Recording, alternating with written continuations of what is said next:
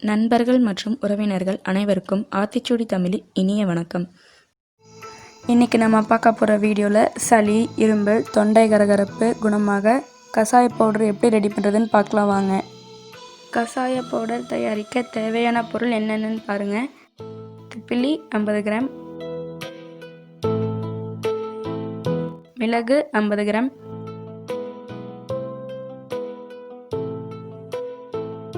சுக்கு 50 கிராம், சித்திரத்தை 50 கிராம்.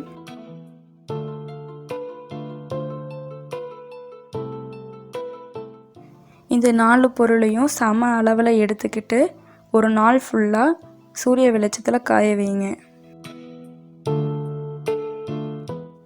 வெயிலில் காஞ்சக்கப்புறம் மிக்சியில் போட்டு நல்லா பவுடராக அரைச்சி வச்சுக்கோங்க.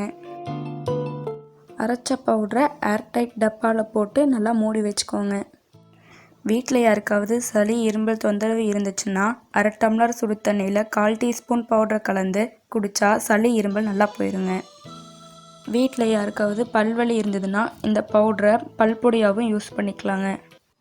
உங்களுக்கு இந்த வீடியோ பிடிச்சிருந்ததுன்னா லைக் பண்ணுங்கள், ஷேர் பண்ணுங்கள் அண்ட் கமெண்ட் பண்ணுங்கள். மேலும் எங்கள் சேனலின் வீடியோக்களை பார்க்க சப்ஸ்கிரைப் செய்யுங்கள். அருகில் உள்ள பெல் பட்டனை அழுத்துங்கள்.